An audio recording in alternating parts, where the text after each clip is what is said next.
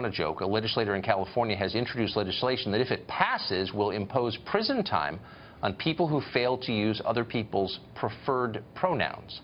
State Senator Scott Wiener's bill would apply to nursing homes and other elderly care facilities and would impose up to a year in prison on caregivers who, quote, willfully and repeatedly fail to use a transgender resident's preferred name or pronouns. Robin Biro is a Democratic strategist. He supports all this. He joins us tonight. Robin, thanks for coming on. So it doesn't sound very American, the idea that you go to jail if you say something someone else doesn't want you to say. Don't we have a Bill of Rights that would prevent that? Absolutely, the First Amendment. And let me say this, I want to expose my own ignorance to this issue. I myself was ignorant to this issue until I actually read the bill and got informed. And what I found out in the bill, it actually says that there was a 2011 survey, which that's a bit dated, but it did show that there were 6,456 respondents, and 28% of those suffered harassment, actually, from medical providers. 19% of those, these are LGBT elders, they had been denied care. So that necessitated this bill. I would assert, let's be fair, that I think you're cherry picking, because this bill is not just about transgender use of pronouns and all that. It's about all of LGBT rights being included in the Patient's Bill of Rights that's posted on the doors. I'm sure there are lots of things I would agree with in the bill, and just to be totally clear, I think you should call people what they want to be called.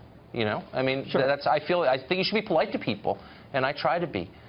But there's a principle at stake here that you're ignoring for political reasons, and I'm a little surprised that you are. And that is a really simple one. It's called free speech, and you have the right to express your view. And if other people don't like it, they don't like it. But you can't be put in prison for saying what you think is true. And this bill seems to ignore that long-standing right that we've enjoyed, and I find it terrifying for that reason.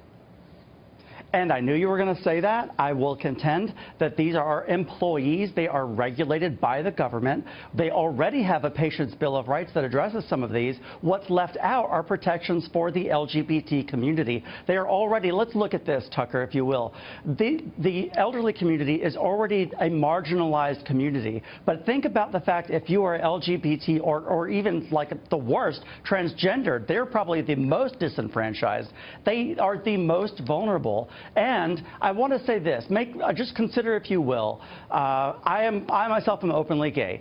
Say 30 years from now, I've been in a relationship for a couple decades, and this bill wasn't in place, it would deny my partner the ability to come and visit me, because a nurse might have a problem with it. No, but again, you're skirting the point that I'm making, which is this bill criminalizes speech. If you use the wrong word, you can be put in jail.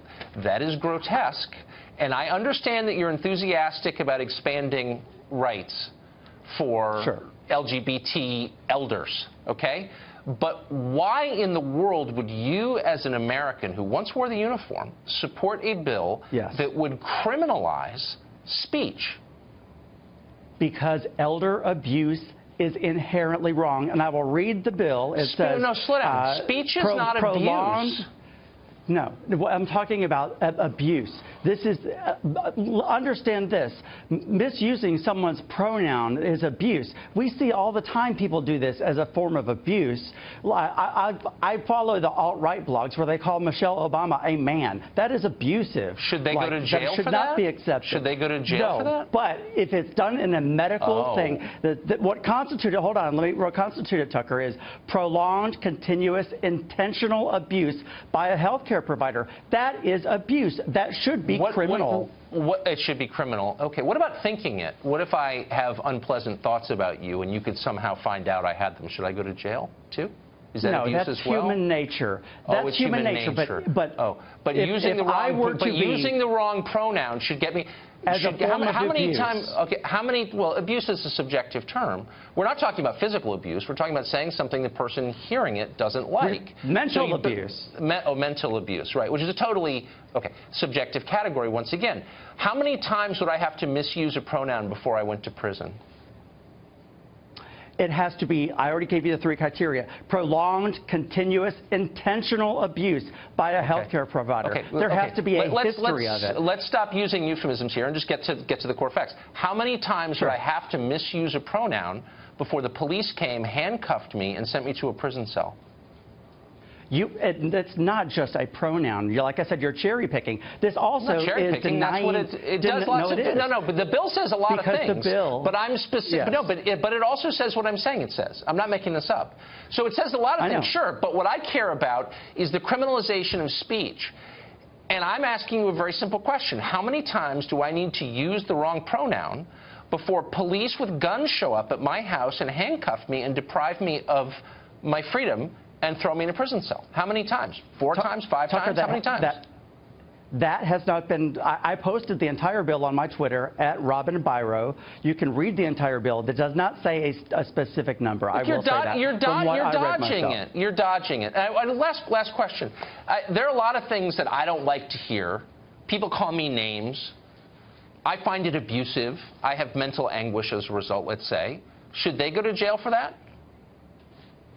If they are your health care provider and they do it intentionally to mentally abuse you, and it's stated on the wall in the Health Care Bill of Rights, yes. Yeah. And if they do it over and over deliberately, when did you get in favor of, yes. You know, these are like minimum wage workers, and you're like, you know what I mean, bullying them, basically. It's so weird. I wonder, I hope you'll watch this tape when this is over and ask yourself if you're really on the right side of this question. Because it used to be like people had their opinions, they could express them, and no one threatened to send them to jail. Listen, like I said, I didn't used to be on the right side of this issue, but I read the bill and educated myself. I read it too. And I get it. It scared me. Okay. Thanks, Robin. I appreciate it.